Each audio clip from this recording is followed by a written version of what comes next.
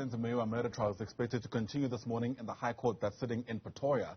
Last Wednesday, proceedings ended with Advocate Zandile Mshololo charging at the state for failing to disclose a second docket. That docket lists Kelly Khumalo and all the other people who were with Meyiwa when he was murdered as suspects. Legal representatives are expected to discuss a way forward on the delays in this trial, as Mshololo wants a lengthy postponement. Let's get you a sense of what else you need to know. Linda Mnisi is our reporter, live to us now from just outside court. And Linda, all indications pointing to a postponement today. Absolutely, but given the fact that there's a debate, a lengthy debate around what exactly needs to happen now, because you'll remember Advocate Mshololo right at the beginning of this trial did ask for a lengthy postponement and was granted because it was in the interest of a client to adequately prepare for this particular trial. Now, she's come back to ask for a postponement, citing that the only people that have put this trial to shame has been the state, given that they failed to disclose right at the beginning the contents of the second docket. You'll remember there's been a debate around this second docket and how in one case there could be two dockets looking and investigating the same matter, having two sets of suspects linked to it. And she says because the client was not furnished with the contents of this particular docket, she would still need to familiarize herself, peruse through the docket, and then still take instructions from her client.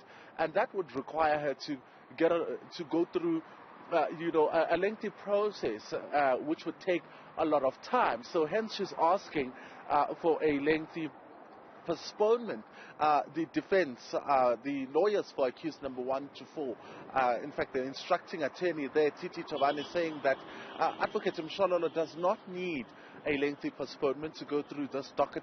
They brought it up, you'll remember, because they wanted to put to Sergeant Musia the contradictions in both the statements that he made in both these cases, which then signals the importance of this particular docket. Let's take a listen to what Advocate Mshololo had to say.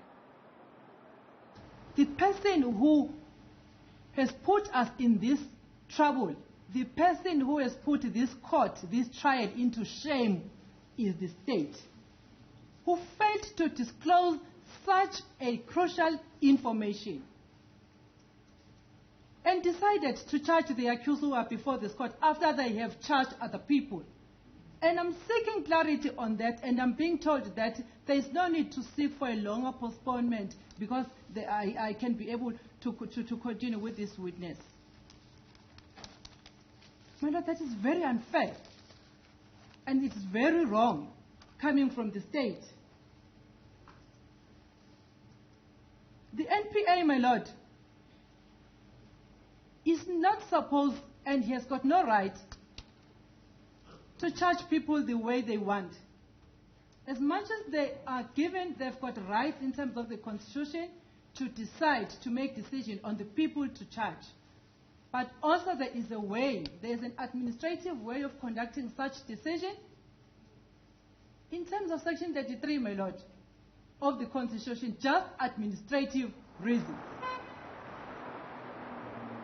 So that's Advocate Mshololo there, Ayanda, talking about the NPA not having the right to charge people as they please. She's now sought clarity from the NPA in written form around how there are two dockets in this particular case, and what she needs to make, or the defense needs to make.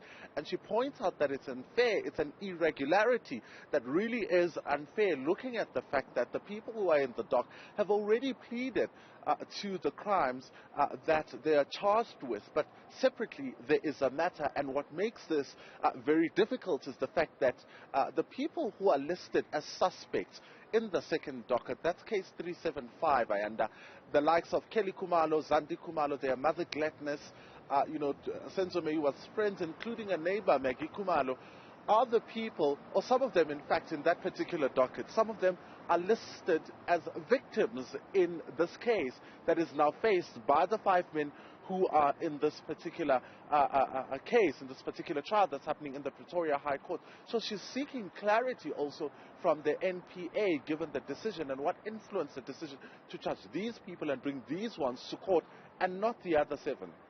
Really remarkable, the turn of events in this case. Linda Mnisi, thanks very much indeed for getting us to speed with what we can expect today. Linda's live to us from just outside the High Court in Pretoria, where we expect docket 375 and 636 to take center stage. Watch the space. I imagine a lot more will be said.